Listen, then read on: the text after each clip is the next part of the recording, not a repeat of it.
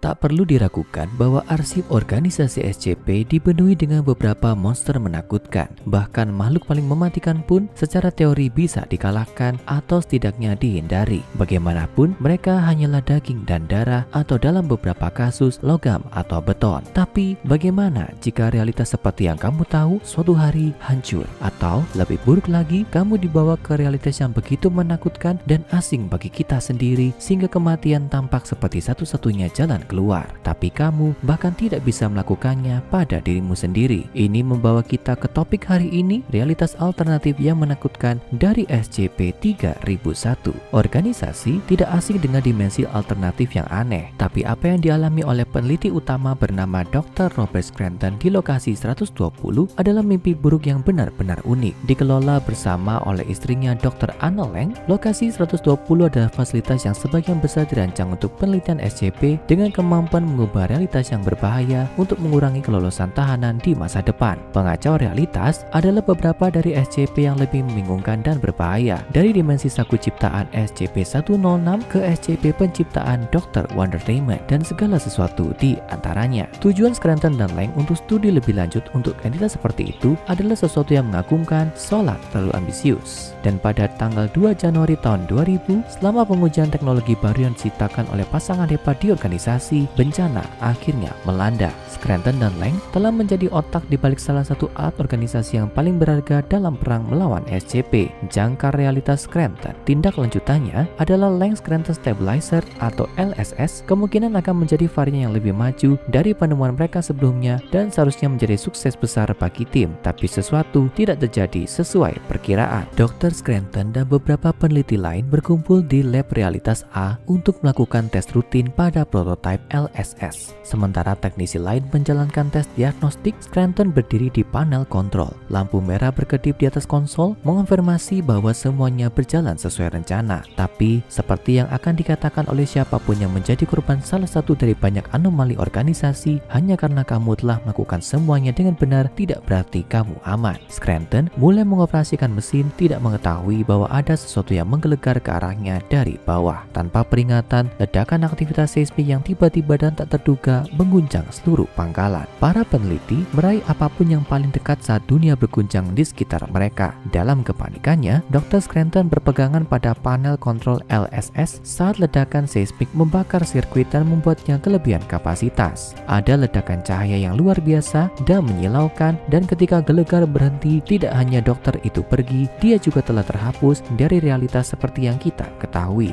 Gempa bumi telah menyebabkan kerusakan mematikan pada mesin yang dimaksudkan untuk menstabilkan realitas dan malah mengoyak bagian dalamnya, menyeret dokter yang malang dan panel kontrol menjadi terlupakan. Istrinya, Dr. Lang, dan banyak peneliti yang mengidolakannya merasa hancur oleh kematiannya yang tak terduga di tangan apa yang seharusnya menjadi pencapaian puncaknya. Satu-satunya hikmah adalah bahwa peristiwa mengoyak realitas ini hampir pasti telah menyingkirkan dokter dengan cepat dan tanpa rasa sakit. Sejauh menyangkut organisasi dan orang-orang terkasihnya, kematian Scranton sangat cepat dan lengkap, sebuah kemewahan yang diberikan kepada beberapa karyawan organisasi yang meninggal karena kematian yang tidak wajar. Tapi sayangnya, bukan begitu kisah Dr. Scranton atau kisah SCP-3001 berakhir. Tidak, disinilah semuanya dimulai. Bagaimana kita tahu semua ini? Di tempat baru yang mengerikan di mana Scranton telah diangkut, panel kontrol dari LSS yang telah dia pegang erat-erat telah diangkut bersamanya dan terus merekam data audio dari lokasi anomali ini. Bukan karena Dr. Scranton menyadarinya, tidak pada awalnya. Sejauh yang dia tahu, dia tiba-tiba dipindahkan ke lokasi yang gelap gulita. Tidak ada pemandangan, tidak ada suara, tidak ada aroma, ketiadaan sejati. Awalnya dokter bingung. Satu detik dia sedang menguji teknologi barunya dan selanjutnya dia benar-benar tidak ada di mana-mana. Terlepas dari situasinya saat ini, dokter itu tetaplah orang yang cerdas dan rasional. Dia mengambil waktu sejenak untuk menenangkan diri, berharap pada waktunya matanya akan menyelesaikan diri dengan kegelapan baru di sekitarnya. Tapi saat itu tidak pernah datang. Kegelapan tetaplah mutlak. Mirip seperti kegelapan dalam SCP perlawanan realitas lain, yaitu tangga mematikan tak berujung yang dikenal sebagai SCP-087. Gelap tanpa pekat, hampir seperti kamu bisa menyentuhnya. Dokter tidak ingin menyerah pada keputusasaan dan mati di tempat yang mustahil ini tanpa pilihan lain yang tampaknya ada mulai berjalan. Entah dia akan menemukan jalan keluarnya atau organisasi akan menemukannya. Tidak perlu panik. Itu mungkin telah mengubah temperamen dokter jika dia dia tahu bahwa organisasi telah menganggapnya sudah mati dan bahwa tidak ada regu pencari yang akan datang mencarinya. Namun, logika mengatakan bahwa jika seseorang berjalan cukup lama, mereka pasti akan menemukan sesuatu. Masalah yang akan dihadapi Scranton adalah bahwa SCP-3001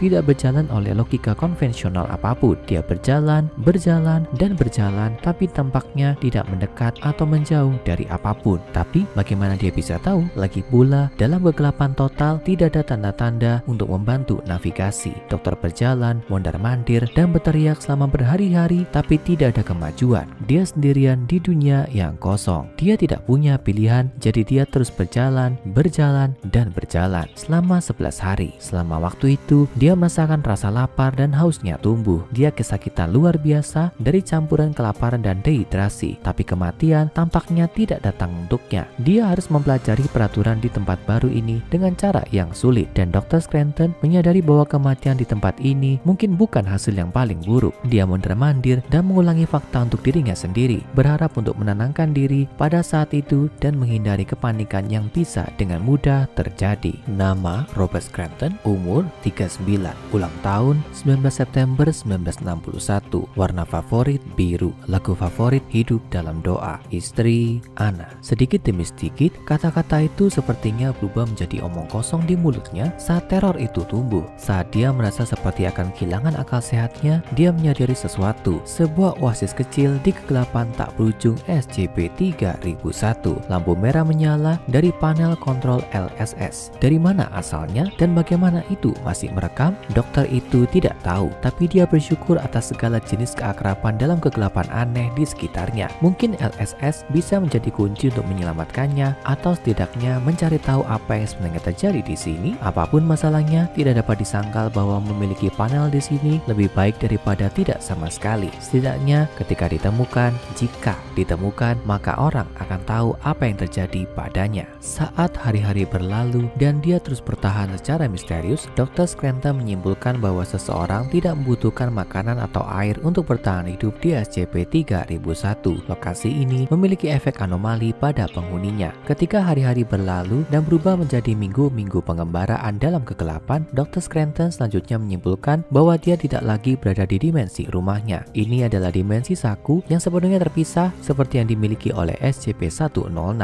tapi tanpa ciri. Kekosongan yang sempurna dan mandiri sekarang samar-samar diterangi oleh lampu merah panel. Dr. Scranton menjelajah lebih jauh ke dalam kehampaan di sekelilingnya. Dia melakukan perjalanan selama berbulan-bulan. Rasa sakit karena kekurangannya tumbuh dari hari ke hari, tapi ternyata dia tidak kemana-mana. Semua hal dipertimbangkan, dia bahkan tidak yakin dia bergerak atau apakah realitas dan kegelapan berputar-putar di sekelilingnya seperti cairan kental. Alih-alih berjalan di satu permukaan datar, dia bergerak ke segala arah melintasi bidang 3 dimensi. Kontinum ruang waktu tampaknya sepenuhnya rusak di sini, di mana gerakan lebih ditentukan oleh niat sadar untuk bergerak daripada reposisi geografis yang sebenarnya Scranton tahu bahwa tempat ini melanggar setiap dari parameter hukum realitas Kegel. Dan dari tahun-tahun bekerjanya dengan sejumlah besar pengacau realitas di lokasi 120, dia memiliki teori mengapa dimensi saku ini sangat aneh. Itu memiliki medan Hume yang sangat lemah. Sebelum kita kembali ke mimpi buruk Dr. Scranton yang setengah hidup, kita perlu tahu cepat tentang teori Hume dan mengapa memiliki medan Hume yang lemah adalah masalah.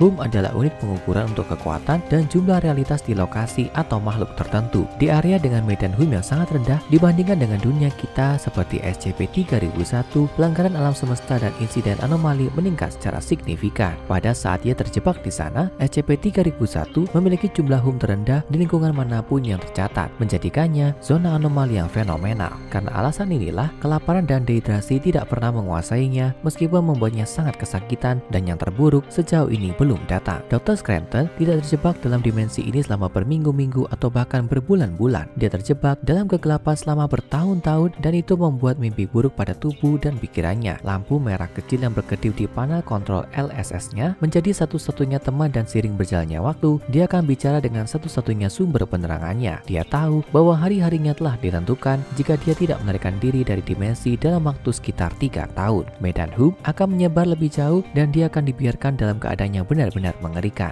Tapi berdasarkan sedikitnya kemajuan yang dia buat selama dia berada di sana, dia tidak merasa optimis. Dia terus bicara ke perekam hanya untuk memecah kesunyian dan mencegahnya menjadi gila. Tapi itu menahannya tidak begitu lama. Sendirian dan berbicara pada dirinya sendiri tanpa henti dalam kegelapan, Dr. Scranton bisa merasakan pikirannya terselip pada saat batas-batas dimensi saku menyempit dan tubuhnya mulai berubah. Medan hum yang rendah perlahan-lahan menyebarkan materi fisiknya, menghancurkan integritas fisik tubuhnya, tapi tidak pernah cukup berbelas kasih untuk benar-benar membiarkannya mati. Dalam log audio yang menghantui, dokter menggambarkan tangannya menyebar dan menipis seperti jaring laba-laba. Seiring waktu, dia semakin berkurang dan yang tersisa tidak sepenuhnya manusia. Saat tingkat hum Scranton diturunkan untuk menyamakan dengan SCP-3001, garis antara tubuhnya dan konsol kontrol LSS mulai kabur dalam perkawinan daging dan mesin yang kacau. Lance Scranton Stabilizer sama sekali tidak stabil. Sebelum pikiran dan tubuhnya menjadi sesuatu yang sama sekali berbeda, dokter itu masih memiliki kesadaran untuk akhirnya menyadari bagaimana dia bisa berada di tempat yang mengerikan ini. LSS telah membuka lubang yang dikenal sebagai akses rusak tingkat C ke dalam dimensi saku paradoks di antara lapisan realitas dan membawanya melewatinya. Dia telah menyelinap melalui celah dalam realitas ke dalam kegelapan mutlak, dan sekarang dia terjebak dengan nasib yang jauh lebih buruk daripada kematian. Bagaimana kita tahu semua ini? Sama seperti peristiwa di tempat pertama, itu adalah kecelakaan total. Menguji teknologi pengacau realitas yang unggul hampir 6 tahun setelah hilangnya, menyebabkan kembalinya LSS yang hilang secara tiba-tiba ke lab realitas lokasi 120. Satu-satunya jejak Dr. Scranton yang dibawa kembali adalah darah dan jeroan yang melapisi konsol. Sangat mengerikan bagi istrinya yang masih berduka, Dr. Anna Lang. Sampai hari ini, Dr. Scranton yang sebelumnya merupakan salah satu pemikir paling cerdas di organisasi tetap terjebak dalam mimpi buruk SCP-3001. Kondisi apakah dokter masih hidup setelah 20 tahun yang dikacaukan oleh batas-batas gelap medan hum rendah 3001 masih belum diketahui. Tapi demi dokter itu sendiri, kami berharap dia sudah mati cukup lama karena beberapa hal di bumi ini sama mengerikannya dengan alternatif.